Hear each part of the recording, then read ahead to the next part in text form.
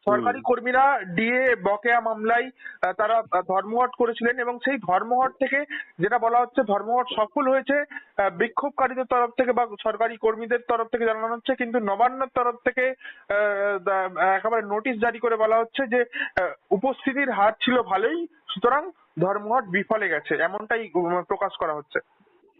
দেখুন, সরকার কি এই ধর্মঘট সফল বিফল এইসব ক্যালকুলেশন করছে?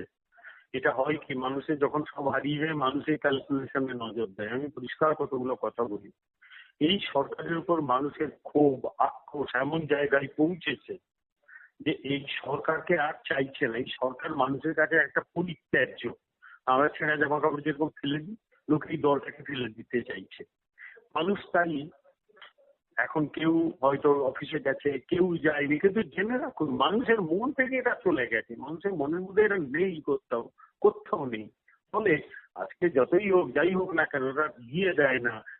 যে নেতা নেত্রীরা বলেছিল যে সরকার দিয়ে দিতে পারে না তার সরকারে থাকার ইখতিয়ার নেই, নিজেরা দিয়ে আটকাতে 600 কোটি টাকা কোটে গিয়ে খরচ করে, এদের কতখানি ক্ষমতায় থাকার ইখতিয়ার আছে সেই প্রশ্নটা কিন্তু মানুষ করছে, আমরাও করছি। ফলে আগামী দিনে যখন প্রশ্ন আসবে এদের মুখ লুকোতে হবে। ভারতীয় জনতা পার্টি বলে দিয়েছে, কেন্দ্রীয় স্বরাষ্ট্রমন্ত্রী বলে দিয়েছে যে আগামী দিনে বিজেপি ক্ষমতায় আসবে এবং 1.5 মাসের মধ্যেই সপ্তম বেতন কমিশন এখানে চালু হবে, এখানে কেন্দ্রীয় হারে দিয়ে দেওয়া হবে, শূন্য পদ পূরণ করা হবে, ঘোষণা করে গেছে অলরেডি।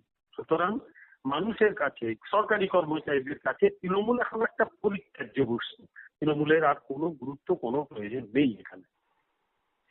কিন্তু বিমলবাবু তারপরেও যে প্রশ্নটা সব থেকে বড় করে উঠছে যে তৃণমূল সরকারের কার্যত বিরুদ্ধেই ডিএ মামলা এবং সুপ্রিম কোর্টের তরফ থেকে জানানো হয়েছে এই নির্দিষ্ট সময়সীমার মধ্যে 25% এবং বাকি 75% বকেয়া ডিএ মেটাতে হবে, কিন্তু এখনো পর্যন্ত সেই 25% ডিএ যেটা সুপ্রিম কোর্টের রায় অনুযায়ী দেওয়ার কথা সেটা এখনো পর্যন্ত দিতে কোনোভাবেও সদর্থক ভূমিকায় দেখা যাচ্ছে না রাজ্য সরকারকে। তাহলে কোথাও কি আদালত অবমাননার কোনো একটা মামলা বা কিছু একটা আদালত অবমাননা করছে না রাজ্য সরকার? রাজ্য সরকার আদালতকে মানে বলে আপনার মনে হয় নেই? এরা আদালতকে মানে যে তাহলে কি সুপ্রিম কোর্টের ঊর্ধ্বে তৃণমূল সরকার? এরা দুনিয়া সকলের ঊর্ধ্বে বলে নিজেদের মনে করে। আমার এখানে প্রশ্নটা তৃণমূলকে নয়, কারণ এরা মানবে না আমরা তো জানি আদালত কি করছে। এইটাই আমার প্রশ্ন সুপ্রিম কোর্টের কাছে। এই আপনার আমার মতো সাধারণ মানুষগুলো তারা যদি আইন মানে নির্দেশ না মানে তাদের তো জেল হয়, তাই এরা ক্ষমতাশালী বলে এদের জেল হবে না? আমি আদালতের প্রতি সম্পূর্ণ আস্থাশীল, কিন্তু আমার প্রশ্ন আজকে একটা সরকার তার নেতা নেত্রীগুলো এই না মেনে পার পেয়ে যাচ্ছে, আগামী দিনে সুপ্রিম কোর্টের নির্দেশ তো কেউ মানবে না। তাহলে সুপ্রিম কোর্টকে তো ভাবতে হবে যে এদের উপর যদি নিজের আধিপত্য প্রয়োগ করতে না পারে, ক্ষমতা প্রয়োগ করতে না পারে, সুপ্রিম কোর্টের নির্দেশ কেউ মানবে না। বলবে আপনি পশ্চিমবঙ্গের ক্ষেত্রে করেছেন, করেননি, আমাদের ক্ষেত্রে ধরছেন কেন? আগামী দিনে সুপ্রিম কোর্টের অথরিটি থাকবে তো? এটাই আমার প্রশ্ন, আর কিচ্ছু না। খুব হাম্বল কোশ্চেন সুপ্রিম কোর্টের কাছে যে মানুষ তাহলে ন্যায্য দাবি নিয়ে কোথায় যাবে? সেই আমার তো প্রশ্ন তাই, মানুষ ন্যায্য দাবি নিয়ে যাবে কোথায়?